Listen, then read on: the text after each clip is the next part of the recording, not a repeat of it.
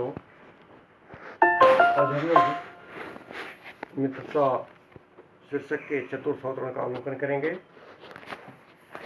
जिसमें मित्र का धर्म क्या होना चाहिए, ये बातें बताई गई हैं। अवतरण है: सुंदर प्रतिमा, मनभावनी चाल और स्वच्छंद प्रकृति, यही दो चार बातें देखकर मित्रता की जाती है। पर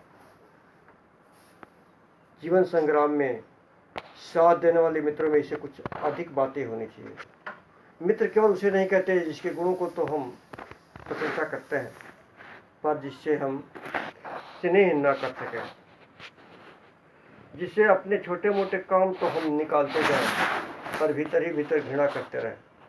मित्र सच्चे पथ प्रदर्शक के समान होने चाहिए, जिस पर हम पूरा विश्वास कर सकें।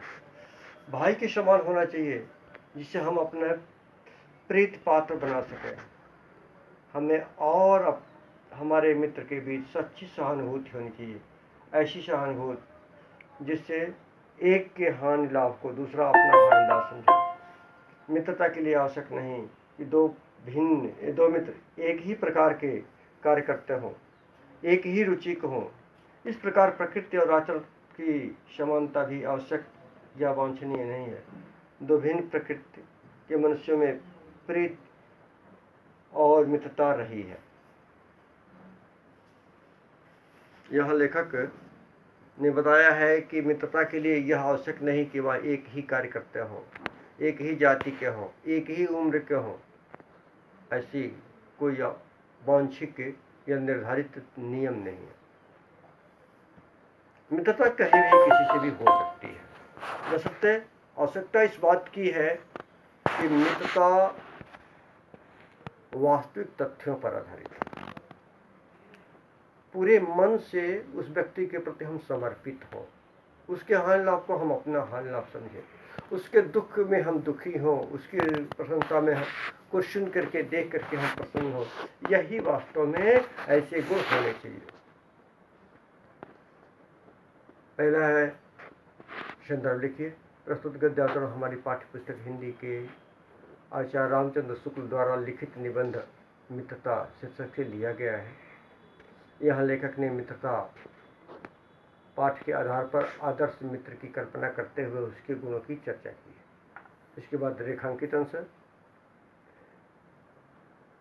मित्र केवल उसे नहीं कहते जिसके गुणों को तो हम की तो प्रशंसा करें, पर हम स्नेह न कर सकें। मित्र केवल उसे नहीं कहते, किसे नहीं कहते? ऐसा मित्र जो चापलूसी तो करता है लेकिन भीतर से उसके मन में वो अगाध प्रेम या विश्वास नहीं होता। ऐसा मित्र नहीं होना चाहिए, जिससे हम अपने छोटे मोटे काम तो हम निकालते जाएं, पर भीतर भीतर घृणा करते हो। और समय के साथ हम मित्र धर्म का निर्वाह करते जाएं, लेकिन स्वार्थ जहाँ पड़ता हो, जहाँ केवल लिप्सा हो, जहाँ केवल लाभ की बातें हों, वहाँ मित्रता नहीं करनी चाहिए। ऐसे व्यक्ति से हमें दूर रहनी चाहिए।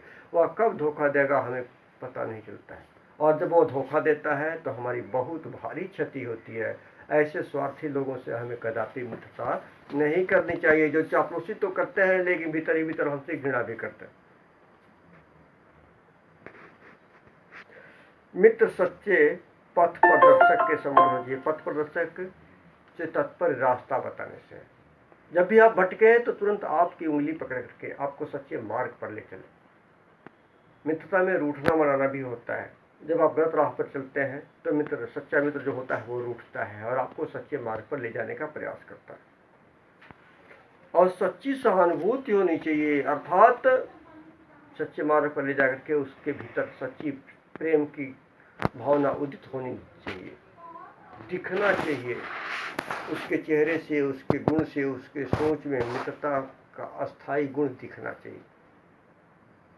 और ऐसा मित्र मिल जाए तो हमें उसकी मित्रता को स्वीकार कर लेना चाहिए।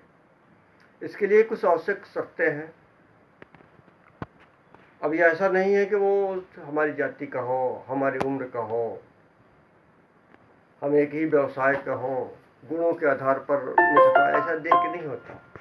मित्र धर्म तो अलौकिक गुणों पर आधारित भाव है जो परिमार्जित होकर के दृढ़ निष्ठा के साथ आगे बढ़ती है। जैसे कर्ण और दुर्योधन की मित्रता, एक तामसिक प्रवृत्ति का और एक सात्विक प्रवृत्ति का, लेकिन दोनों ने अपने मित्र धर्म का निर्वाह किया। और कर्ण ने तो अपने मित्र धर्म का पूरा निर्वाह किया, यह जानते हुए कि पांडव उसके भाई हैं, लेकिन फिर भी उसने पापी और अधम दुर्योधन का साथ दिया। यह है मित्रता, कि जिसको मित्र बुरे मार्ग पर चलते हुए मित्र को भी सच्चे मार्ग पर लाने का प्रयास करता है, यह बताने का प्रयास करता है कि तुम अच्छे मार्ग पर चलो, संकट में रहोगे तो भी हम तुम्हारा साथ नहीं छोड़ेंगे, लेकिन भक्तक वो प्रयास करता है कि वह यथार्थ के मार्ग पर, सच्चाई के मार्ग पर अपने मित्र को ले चले। अब इस पर आधारित जो प्रश्न है, मित्रता का क्या आधार बताया गया है? गुणों समान गुण हो, जाति हो, ये आधार नहीं है। मित्रता का आधार आंतरिक बताया गया कि वह हृदयगत प्रेम पर विश्वास रखता हो।